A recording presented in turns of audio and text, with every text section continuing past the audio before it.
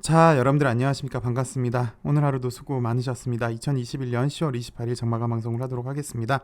LB는 전일 대비 1.5% 하락한 42,700원에서 마감을 했습니다. 기술적으로는 어저께도 말씀을 드렸는데요. 빠른 시간 내에 양봉이 다시 나와야지 재차 여기 45,000원 이상에서 위치할 수 있는데요.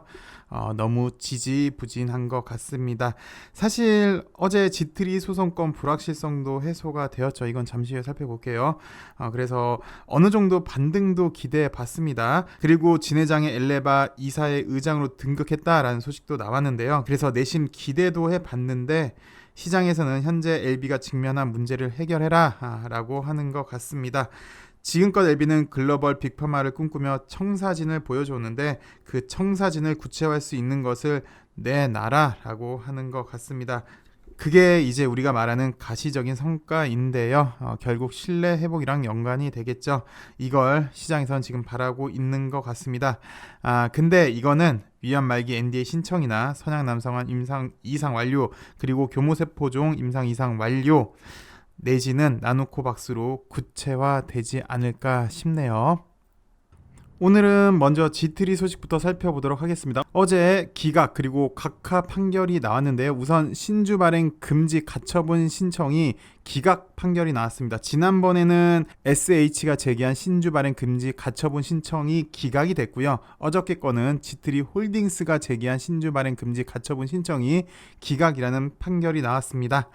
그리고 주총 개최 금지 신청도 했죠. 요건 각하 판결이 나왔는데 기각이 아니라 각하죠. 요건이 충족된 게 아니어서 각하 판결이 내려진 건데 지트리 홀딩스 측에서는 주총 때 자신들이 제안한 의안이 포함되지 않아서 주총 개최 금지 신청을 했어요. 그런데 주총도 연기를 했고 지트리 홀딩스 의견에 따라 의안도 포함이 되었으니까 법안에서는 판단할 이유가 없다라고 해서 각하가 나온 건데요. 사실 어제 오후 3시에 주총 연기 그리고 지트리 홀딩스 측 의견을 반영한다라는 소식을 보내줬잖아요. 그래서 법원이 내가 판단할 건 없다. 이미 요건을 다 갖춰줬으니까 내가 판단할 건 없다라고 각하 판결을 내린 거고요.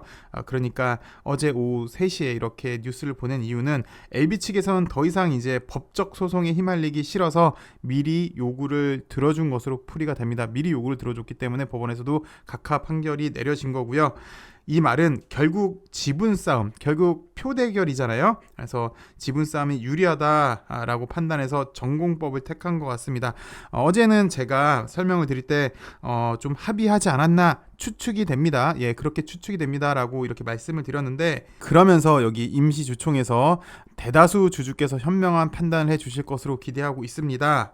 요 말을 이제 액면으로 보자라고 얘기를 했죠. 왜냐하면 저는 합의를 했다라고 생각을 했기 때문에 그렇죠. 근데 또 그러면 설명을 드렸던 게 뭐 지트리 측에서 제기한 소송을 취하했다라는 소식은 없어서 조심스럽게 추측이라고 얘기를 했고 요거를 이제 좀 액면 그대로 보자라고 얘기를 했는데 결국은 요 얘기도 사실은 전공법을 가기로 한 거잖아요.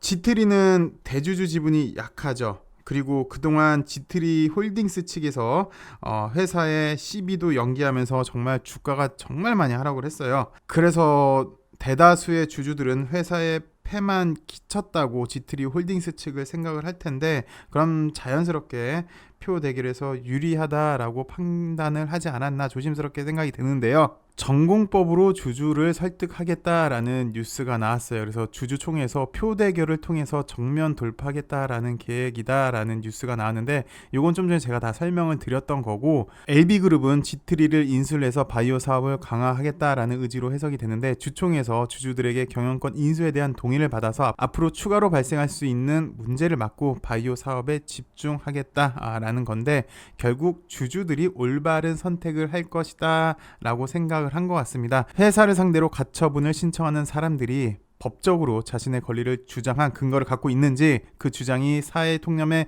부합하는 정당성을 확보하고 있는 것인지에 대해서는 뭐 아쉽지만 그럼에도 그거는 법원이 판단할 건데 가처분 소송과 관련해서 도의적 책임이 있는 사람들이 공궁했던 회사와 맺은 약정을 근거로 되려 회사를 압박하고 책임을 묻고 회사의 미래를 불모로 사익을 도모하고 있다는 느낌을 지우기 어렵다. 그 피해는 결국 주주들에게 전가되는데 그 판단의 기준은 누가 옳은 게 아니라 무엇이 옳은가이다. 그래서 요거를 생각해 봤을 때 어떤 선택이 옳은지는 분명히 주주들이 잘 판단하지 않을까. 그래서 주주들이 올바른 선택을 할 수 있지 않을까라고 얘기를 했어요. 그래서 결국은 여태까지 지트리 홀딩스 측에서 상식적으로 이해할 수 없는 행동을 많이 했기 때문에 이 행동들은 사실 주주들이 여태까지 다 봤기 때문에 표 대결을 하면은 지트리가 우세할 걸로 예상을 한 것 같습니다. 그래서 이렇게 지트리 소식을 살펴봤고요. 그리고 진 회장 엘레바 이사의 의장 선임했다라는 소식을 간단하게만 살펴보도록 할게요.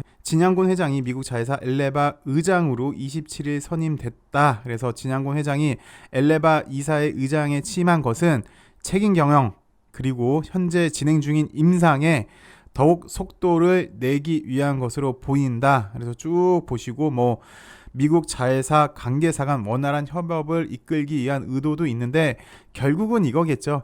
가시적인 성과를 염원하는 주주들의 기대에 부응하겠다라는 건데 우리 모두가 기다리고 있습니다. 이 가시적인 성과 이번에 진 회장이 의사의 의장으로도 취임을 했으니까 요 꼭 가시적인 성과 좀 속도를 내주기를 한번 기대해 보도록 할게요.